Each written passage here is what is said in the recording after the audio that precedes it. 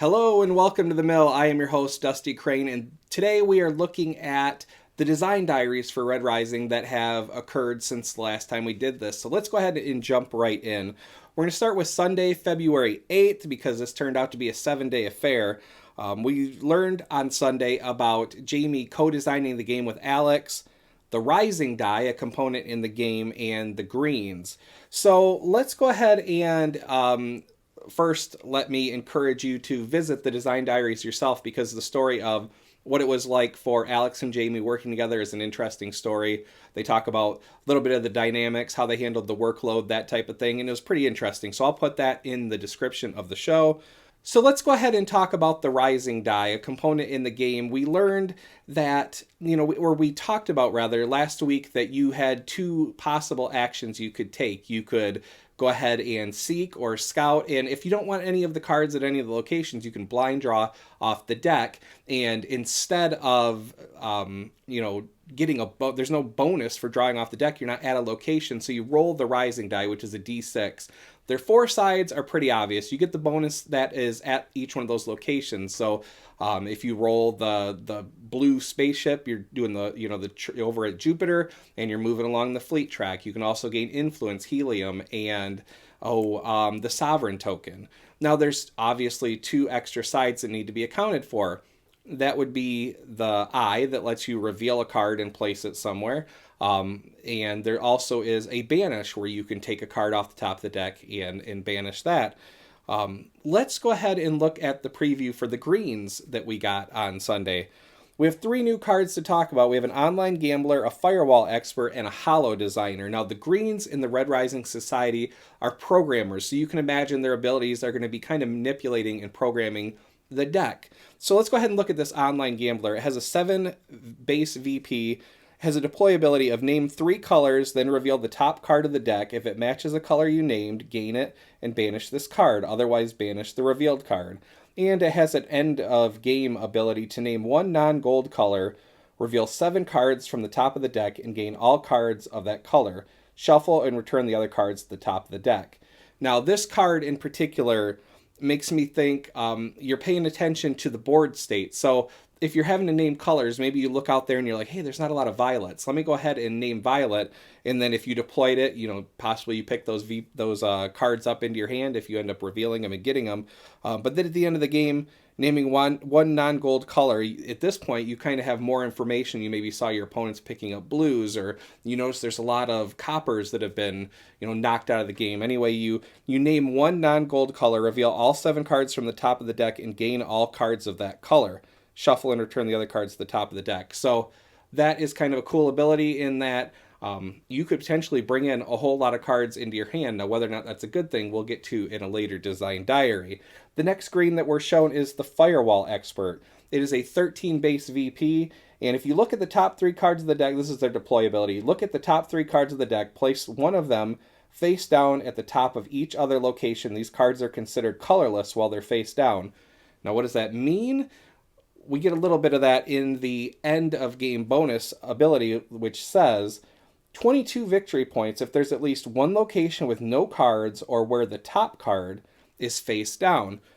Now, what's kind of cool about this is, especially if you get this at the end of the game, this may be beneficial. Well, I guess if you get it at the end of the game, you're not going to be able to deploy it and pick it back up again to gain the power. But anyway, let's say someone else played it and you're coming down the row and you know that that this card has this ability. Maybe your opponent just played it, put some cards face down. You might be interested in picking that green card up so that it's worth 35 points at the end of the game for you if you don't have anything that's saying, hey, don't put me with a green. Let's go ahead and take a look at the Hollow Designer now. We have a 7 base VP, a deployment ability of, if deployed on Luna, reveal the top 2 cards of the deck and place them under this card in any order, and an end of game bonus of 28 victory points if with a violet. Now, I have to imagine that this one is more of a, do you want the cards that you just drew and put under this, and you have an orange that maybe, and we'll get into orange ability later, kind of showed my hand there a little bit, that will let you get those cards later, or maybe you drew one of the cards up and you're like, ooh, I know that person has that card because I saw them take it and it works well with this card that I just put down and I don't want to give them the victory points. Maybe you go ahead and bury that card that you just revealed. So those are the greens, and that is what the reveal was for Sunday. Let's go ahead and get into Monday. Monday, February 8th, we learned about Obsidians, banishing, interactions, and the card holders. So Obsidians are the assassins of the Red Rising universe. Their cards have abilities that let you banish other cards.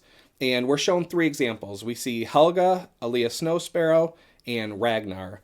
So Helga is a 14 victory point base with a 30 victory point potential, and she has got to be the happiest assassin, and I love it. And I know that there are some people on BGG that express that they didn't like the art because that's not what they had in their head for Helga, but she's so happy, I can't help but be charmed. I really like it.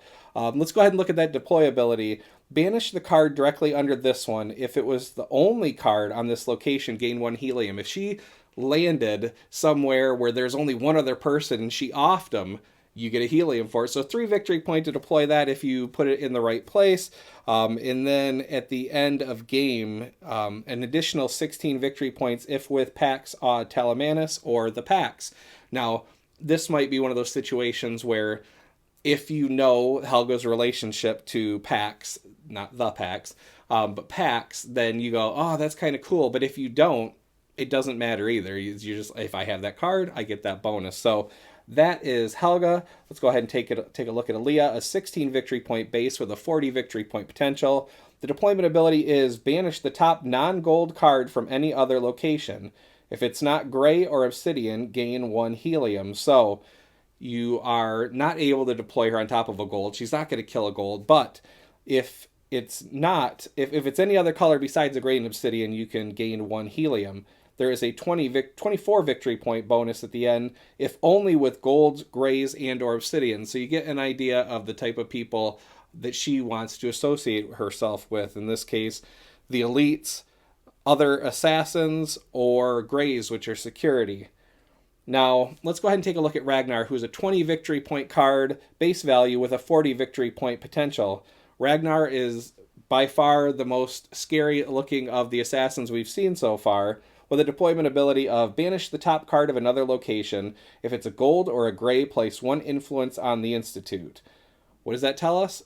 Ragnar has no problem killing golds, all right, or really anything else. But in this case, killing a obsidian or a gold or a gray will allow you to place influence on the institute. So variable victory points there, but a nice way to pick up additional influence. And then 10 victory points at the end of the game if it's with an orange or with Sephi. Now, Jamie also showed off Asia, who is a gold elite, and she's a 15 victory point base card with a 30 victory point potential.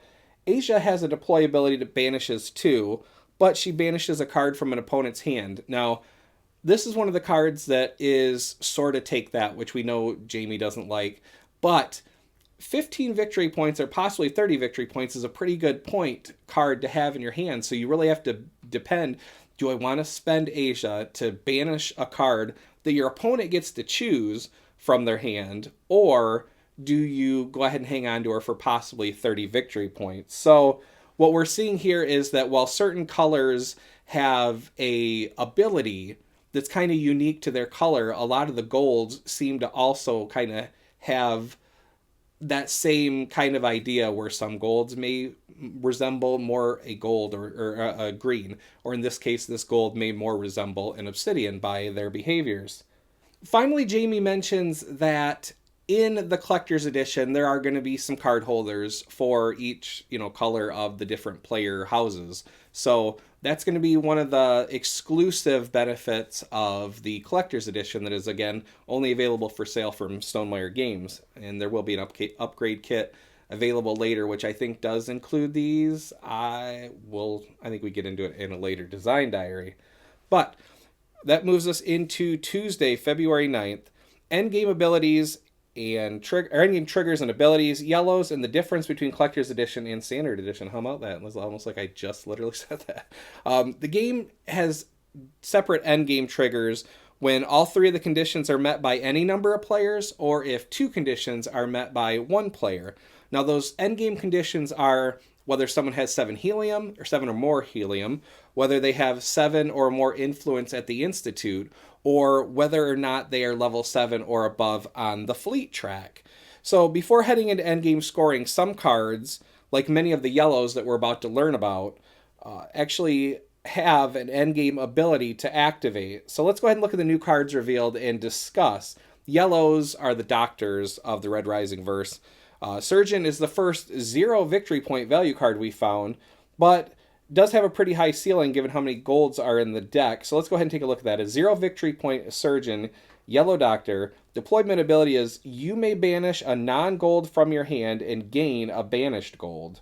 And what that would allow you to do then is if you see a gold banished in the banish pile, you can go ahead and get rid of the 0 point Surgeon and grab that gold into your hand. But the endgame abilities I mentioned, you can gain any one banished gold. So if you happen to keep her in your hand, no 0 victory points, but you do get one of those banished golds in your hand and 5 victory points for each gold. So obviously you're not going to get all, was it 21 or something like that, golds in your hand. But if you did, somehow, +5 for each is a pretty nice card for sure. Let's look at the Dr. Virani, which is a 9 VP base. Yellow Doctor, if deployed on Mars, reveal the top 2 cards of the deck and place them under this card in any order. And that's a ability that we've seen previously. But the end of game ability says you may gain any number of these banished cards, Victra, Severo, Fitchner, and any reds. So that is a potential, especially with any reds, to bring in quite a few cards into your hand at the end, which may be beneficial. Again, we'll talk about that in a later design diary. The final card that we see is the Psychologist. It is a 20 victory point base card. Deployability of you may place, not deploy, 1 or 2 banished cards on the top of one location, and an end of game bonus of if you have the fewest cards in hand, in ties count, gain 1 random banished card. So that deployability, you see where the Doctor comes in. These cards were banished, presumably killed if they were, banished by an assassin. They're no longer a part of play, but you could play this card and bring 1 or 2 banished cards back onto the board. Now, you're not deploying them, you're not getting their ability, but you are bringing them back into play that you can potentially bring them into your hand. So that is a pretty cool ability of that card. But then again, with a 20 victory point value, there's also some incentive to hang on to it. Let's go ahead and look at the final component revealed to be unique to or exclusive to the collector's edition, and that is the insert. Now, we see the insert has room for, all the cards, and Jamie mentions it'll even hold sleeved cards, but there's also the house tiles and the different house cubes and the ships all separated. You see the holder for the dividers and placeholders for the sovereign token, the first player token, and the rising die. So that's nice, and you can actually see where the score pad, there's a recess here, we don't see it there, but the score pad looks like it'll fit right there on top of you see it's kind of halfway cut out there on the blue and red there, but covering up the sovereign token, the rising die, and the first player token, set right on there, placed under the clear plastic, and hold everything nicely in place. So the upgrade kit, they did mention, is going to be available, but that's going to contain the gold foil cards, the card holders, and the metal tokens. So the insert will remain the only piece of the game that is exclusive to the collector's edition. It'd be probably pretty hard to send around an insert anyway, short of including a whole brand new box. That gets us through to Wednesday, February 10th, where Jamie talks about graphic design, colorblind friendly considerations, board layout, and the purples.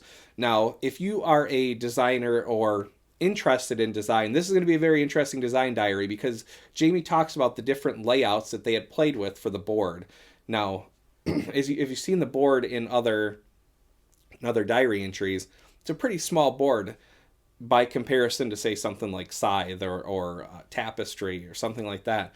This is a very compact board, and Jamie talks about how they messed with the idea of different sizes and what that meant and what they ultimately concluded. So, super, super fascinating entry in my opinion. He also talks about he talks about the information that's presented on the left hand column as an accessibility feature, so that yes, your information is presented on that column, but the different colors that are represented in the games actually all have different patterns on that left hand side too. So we see Victra, and there's kind of this gold filigree, but then we'll also have, you've noticed, or maybe you've noticed through the different card reveals, that each, the greens have a different pattern. The blues, which we haven't seen yet but will, have a different pattern. The reds have a pattern, etc., etc., etc. The obsidians have a really cool pattern. But additionally, that is another way to distinguish one card from another, aside from the fact that it's also, the color is printed right on the card. So Jamie, in talking about the information presented on the left-hand side of the card, shows us our first look at Antonia, a gold elite worth 15 victory points base. Her deployability is to choose an opponent, they banish one of their cards, and then banish Antonia. Now, there is no ifs, ands, or but about it. There's not if it's this, you can keep Antonia. It's just, if you're going to use her deployability to choose an opponent and to make them banish a card, you also lose her. But I guess since you're deploying it, maybe you don't care about having her in hand anyway. But she is worth an additional 5 or 15 victory points if with the Jackal or 2 other golds, or minus 10 victory points if with Victra or Severo. So she does not want to be with Victra or Severo. So the peak of color this week, or the color that Jamie is showing off this week, is the purples. Now the purples are the artists, and artists, as you can imagine, are very particular. They want things their way, and so these cards, I think, have a very interesting, not only deployability, but wow, Siri is being very rude. I didn't ask her, but in any case, they have a very interesting deployability and a very interesting end of game ability. So we get 3 card previews this time. We get Zanzibar, a 4D painter, and a reporter. So let's go ahead and look at their deployabilities. So Zanzibar has a deployability of move a card with an odd core value from this location to the top of another location, and an end around bonus of 31 victory points if the core value of each of the cards in hand is an odd number.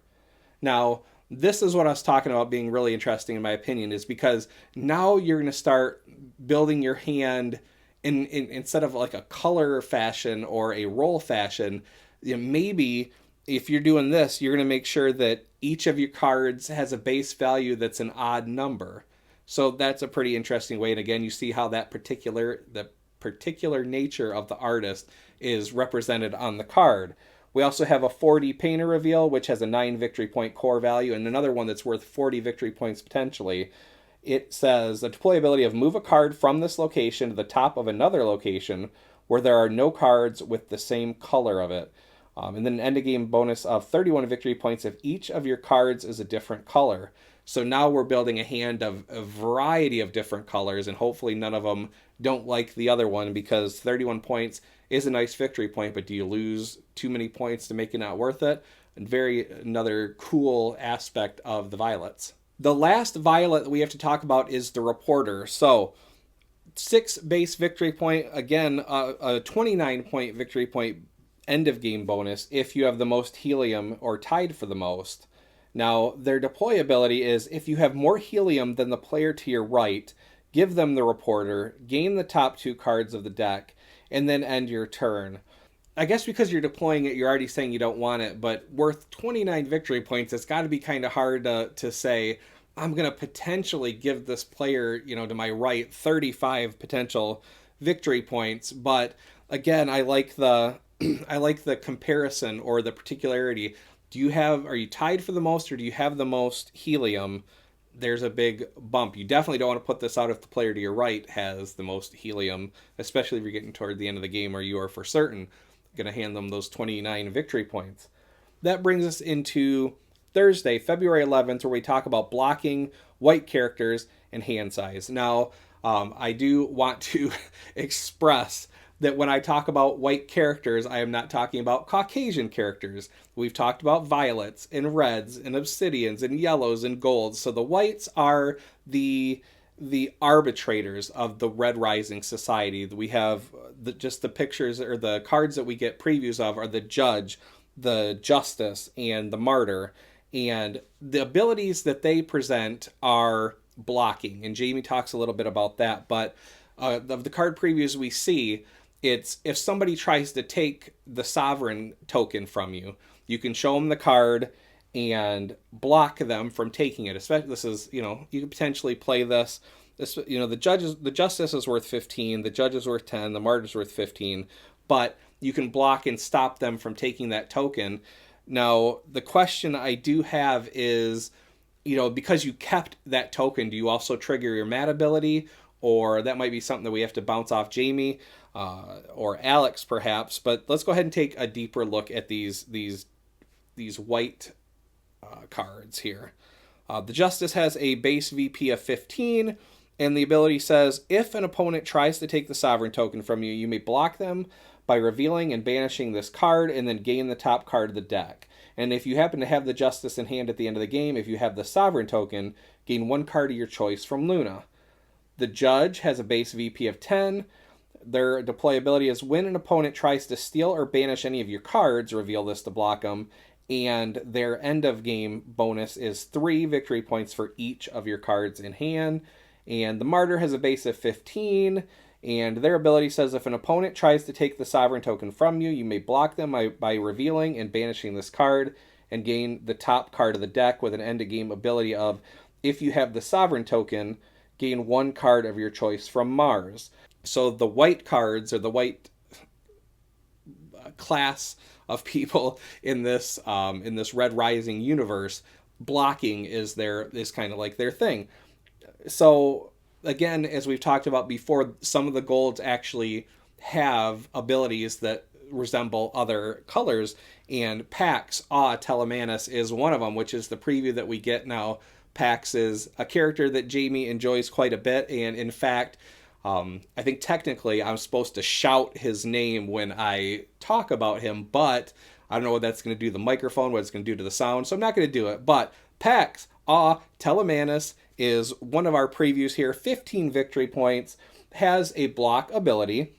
When an opponent tries to steal or banish your cards, reveal them and block them, or an end-of-game victory point bonus of, if with an Obsidian or Mustang. Now, what I really like about Pax is a lot of those other cards were block and discard. Pax just tells you no. Pax Telemanus is not having any of that nonsense. You try to take his card, he just says no, and that's just how it is. Now, let's go ahead and take a look. Jamie also talks about the hand limit. The game originally started as a 7 starting hand limit. You started with 7 cards, and you would obviously still be able to add to them, but Jamie thought that was a lot of information, and Alex too. I keep saying Jamie. They are co-designers. I should make sure I give them proper credit. But the guys decided that 7 cards to start with was just too much. And they went ahead and changed that down to 5, and you can work your way up to 7. You can actually work your way up to well above 7, but in order to prevent people from just loading down their hand with card after card after card, there's also a penalty. So any card over 7 is a sweet spot. We see it all over. The end of game scoring, also the 7 cards. Your house up to 7 is just, you score it as usual. But any card above 7 is a 10 victory point penalty.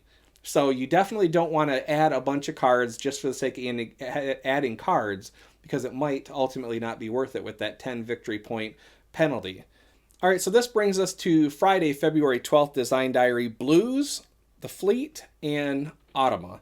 So the Blues are the pilots of the Red Rising Society. They have technology, a part of them, that helps them, pilot ships and helps them move large equipment. This is something they're heavily engineered for, and so as a result of that, the Blues primarily help you maneuver down the fleet track with their deployability. So let's go ahead and take a close look at 3 that Jamie offered on preview. We have Pellus, the Pax, and Orion. Dang it, I knew I was going to do it. Orion. My Michigander is showing. So it's a town near here. So Pellus is a 5 victory point card. The deployability is to advance twice on the fleet track, then all other players advance once on the fleet track.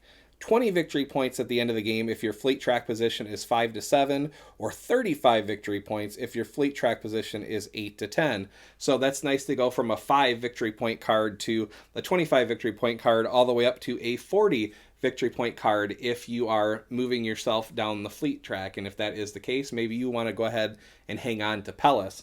Let's go ahead and look at the packs. Now, the blues aren't focused entirely on pilots. We also have some distinguished ships in the books. And so here we see the packs. If has a deployment ability of, if deployed on Luna, advance once on the fleet track. If with Darrow, Severo, or Orion, Virga, or Pellis, 15 victory points. Another cool ability where it's a 20 victory point card up to a 35 victory point card if with a number of these other different cards. I can only imagine that these characters that are listed spend time on the packs in the books, and so that is how that is represented in this instance. Now we have the actual blue pilot of Orion. All right, good. 18 victory points. The deployment ability of, if this is deployed on Mars, Luna, or the Institute, deploy one other blue from this location to Jupiter. 10 victory points at the end of the game if with Pax Telemanus or the Pax.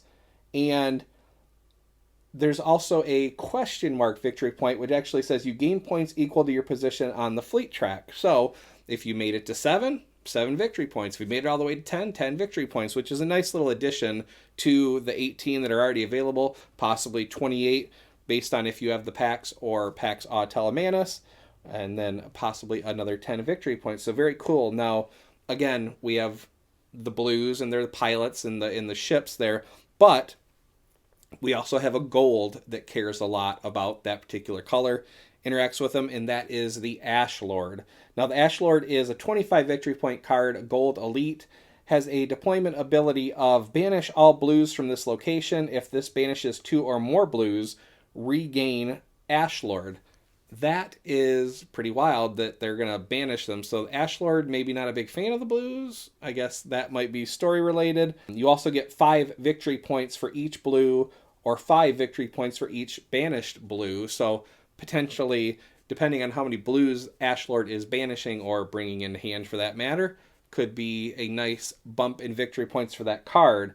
Now, one of the things I really like about this particular design diary is we get a portion of this design diary from Morton of Automa Factory. Now, Morton, working with his team, has created a 30-card Automa deck that is, he talks about the importance of making it buttery smooth and how it's very easy to run. In fact, so easy to operate that the instructions are 1.5 pages. And you can actually see that on the design diary. I'll go into that in a later video.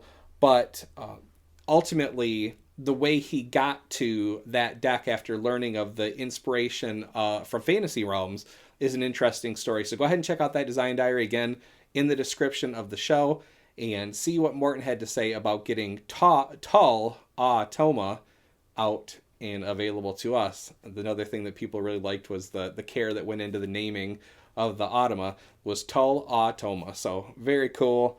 That brings us to Saturday, February 13th, finding the right card, oranges and grays.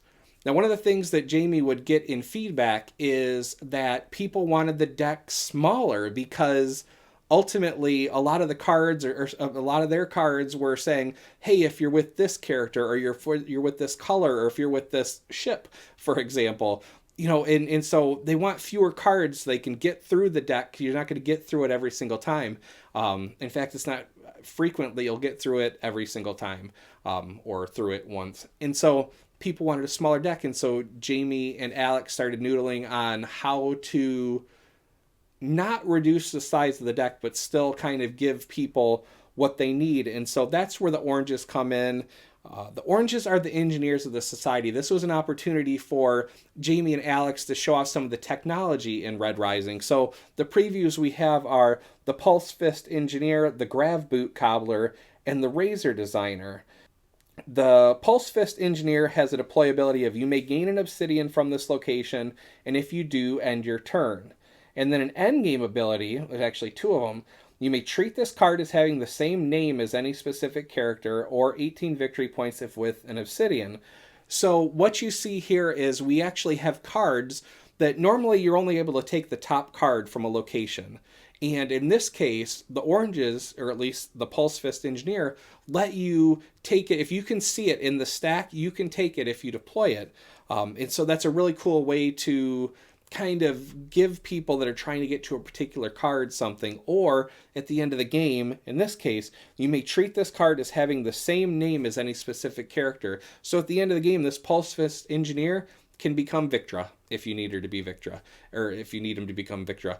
It can become any other Darrow. It can become EO. It can become anyone that you need just by having this card at the end. Now, the Grav Boot Cobbler, 16 victory point.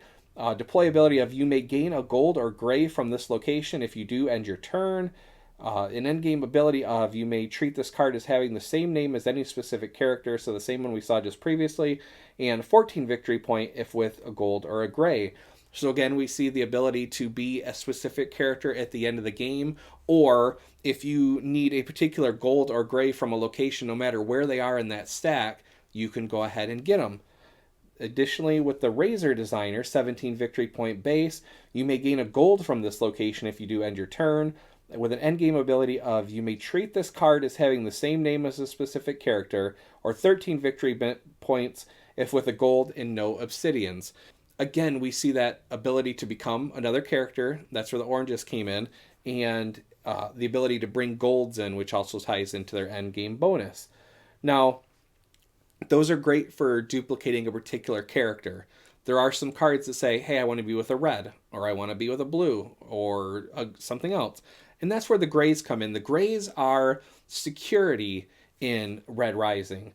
And they're, because they're security, they're also keeping an eye on the different locations, and we'll see how that plays into their end game bonuses. Let's go ahead and look at their deploy abilities. The first card that we have to look at is Sun Hua, and that deploy ability is move an Obsidian or green from any location to directly under this card. You may gain that card, and if you do, end your turn. With an end of game bonus with you may treat this card as if it is any other color in addition to gray, and then 5 victory points for each Obsidian and green on all locations. Now, what we see here, I mentioned their security. It's almost like they're making an arrest. They can bring in a card from any other stack, or an Obsidian or a green in this case, under any other stack, and bring it underneath them. And you can take it into your hand and hang on to it, and it becomes your card now. You could have taken it into custody, I guess, or you could just go ahead and put it under that card to bury it. And that brings us to the next preview of Holiday. Holiday is a 15 victory point base value. Move an orange or a blue from any location to directly under this card. You may gain that card, and if you do, end your turn. With an end of game bonus of you may treat this card as if it is any one of another color, in addition to gray, and 5 for each orange and blue on all locations. Orange or blue, you can go ahead and take it into custody, and make it your card, end your turn, or you can go ahead and take that orange or blue and just bury it underneath Holiday. That is fine too. But if you have Holiday in hand at the end of the game, you're actually getting victory points for every, in this case, orange and blue at any location. So again, keeping an eye on all locations. I like, again, how the role of that color, in this case the grays, really ties into the theme of what their jobs are. The final preview we have for gray is Colonel Valentin. Almost looks like Valentine without an E, which is appropriate given tomorrow being Valentine's Day as of when I'm filming this. 10 victory points, a deployability of move a gold from any location to directly under this card. You may gain that card, and if you do, end your turn, or an end of game bonus. You may treat this card as if it is any one other color in addition to gray, or 5 victory points for each gold on all locations. In this case, put a gold underneath it to take it away from someone else getting it, or maybe you want a gold that's 3 or 4 deep at another location. There you go. Bring it into your hand. Again, I like how you're looking at the different locations at the end of the game for victory points. Jamie does mention at the end of this diary that there are BGG microbadges now available for whatever house you sorted into, or maybe you want them all. And, if you still have your New Year's IM from or PM from BGG that gives you some free micro tokens or micro badges, then there you go. You can pick those up for free. And if you didn't know, the mill actually has a micro badge that is available as well, and I'll put that link in the description as well. And finally, I went ahead and opened a Twitter account for the mill just as a way of kind of communicating throughout the week. Without blowing up inboxes with messages on YouTube. I'm not really exactly sure how that community feature works, but you can follow the mill at SM the mill.